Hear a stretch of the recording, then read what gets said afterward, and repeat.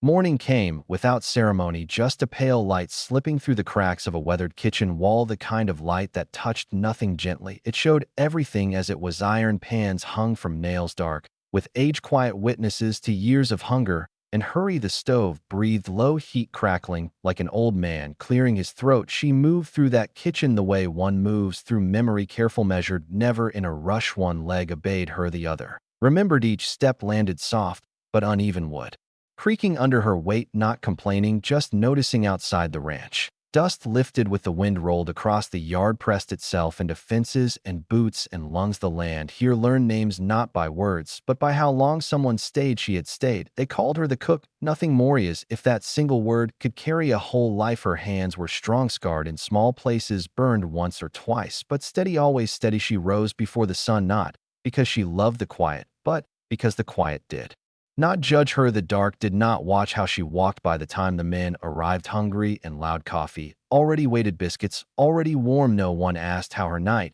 had been. No one noticed the way she leaned against the counter for a breath, just one, just enough to keep going. She had learned early not to take up space, not to ask for softness, not to expect kindness where none was promised. The limp had come years ago, in another place, another life. A moment she no longer spoke of. Pain does not fade, it just changes shape. Here it lived in her hip, in the way cold mornings settled deeper in her bones, in the way eyes lingered too long on how she moved. The ranch owner at the time was not cruel. Cruelty takes effort. He was simply practical. He watched her work slower than the others, watched her pause between tasks, watched the way men whispered when they thought she could not hear. One evening, as the sun dipped low and red, he told her she was no longer needed. His voice stayed level, almost apologetic. Said the ranch needed hands that could keep pace, said winter was coming, said hard choices had to be made. He did not say her limp out loud, but it stood between them, clear as a fence post. She nodded because there was nothing else to do. She gathered her things quietly: a tin cup dented at the rim, a small cloth bundle, a folded paper with a recipe written in a careful hand, her mother's once. No one stopped her. The men kept talking, laughing, boots scraping against dirt outside. The wind caught her skirt, pulled it toward the road. She stood there a moment at the edge of the yard, unsure which direction still held her name. The town sat a short walk away, wooden buildings, false front stores, windows that reflected judgment more than light. She knew those streets, knew which boards creaked, knew which faces turned polite only when watched.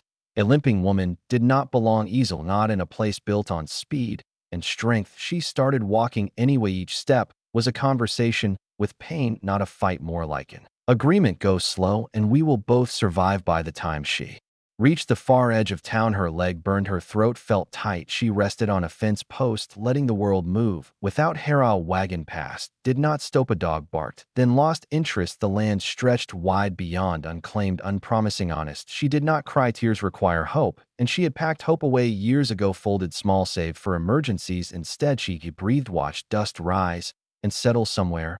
A ranch waited that did not yet know her, a kitchen that did not yet smell like her cooking, a fire that had not yet learned her hands. The world had decided she was too slow, too costly, too broken to keep, but the dust followed her footsteps anywhere, remembered the shape of her passing, and that was something. As she turned toward the open land, the sun climbing higher behind her, the wind carried her forward, not toward promise, but toward possibility, and sometimes that is enough to begin.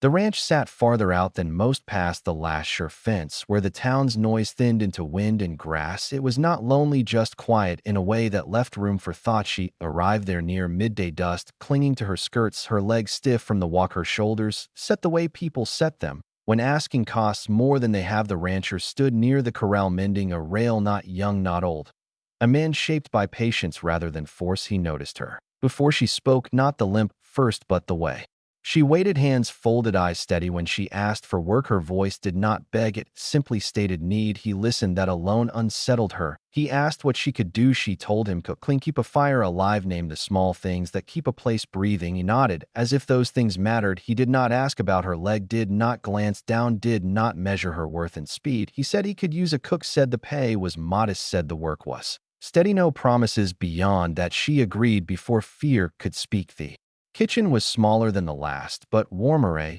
single window letting in honest light.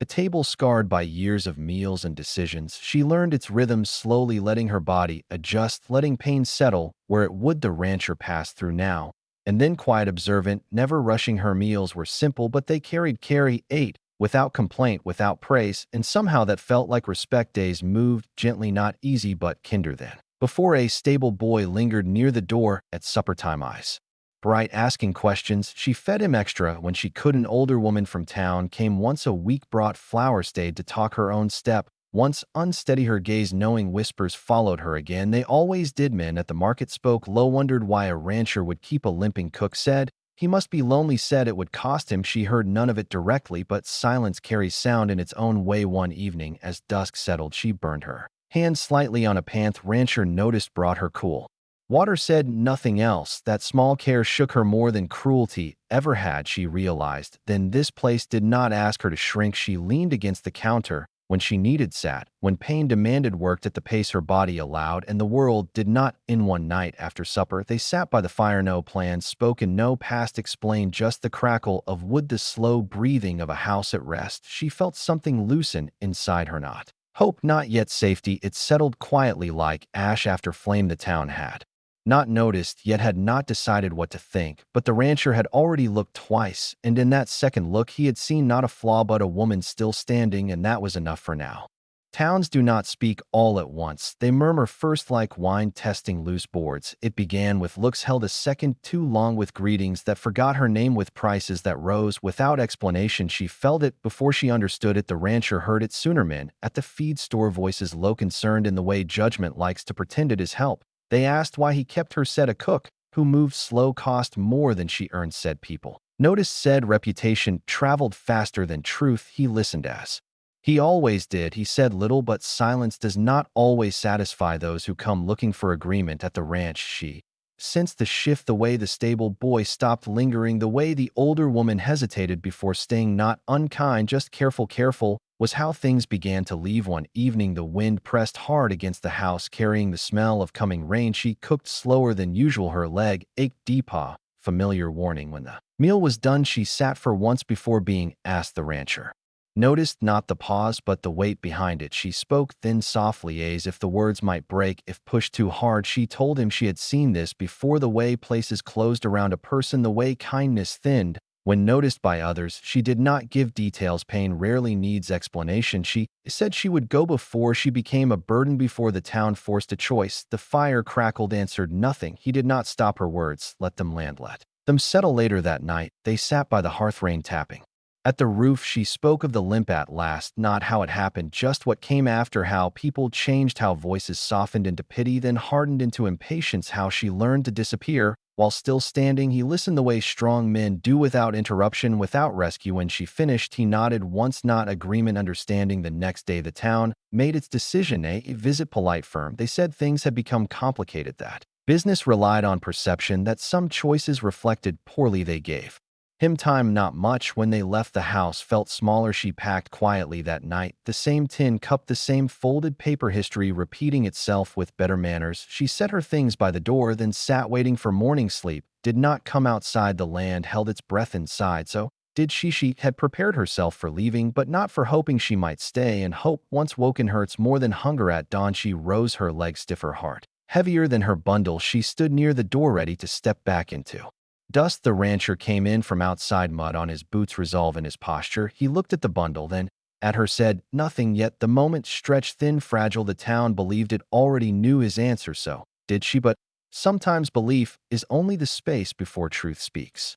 Morning did not arrive gently. It came clear, unapologetic. The sky held no promise, just light. She stood by the door, bundle at her feet, every part of her ready to leave except the part that had learned to hope. The rancher did not tell her to unpack, did not offer comfort. He simply took his coat and waited. She understood. Then some choices are not explained. They are lived. They walked toward town together, her step uneven, his pace matched to hers. Without effort, no words passed between them. None were needed. The street filled as they arrived, people sensing something before knowing what it was. They expected him alone. Instead, they saw her hand in his, not raised, not hidden, just held. The town gathered itself, voices ready, opinions sharpened. He did not wait for permission to speak, but he did not raise his voice there. He said she worked, that she was honest, that she stayed. He said those things were enough. Someone mentioned costs, someone else mentioned appearances. He listened, shook his head slowly, said a place that had no room for a Woman who kept its fires burning was a place already too cold to matter. Silence followed, not agreement, but thought. She stood beside him, heart racing, leg aching, hand steady in his. For the first time, she did not feel like something to be defended or explained. She was simply there. Some turned away, unwilling to change. Others softened, surprised by the quiet strength of what they saw. The stable boy smiled. The older woman nodded once, as if recognizing an old truth returning. Nothing dramatic followed, no applause, no sudden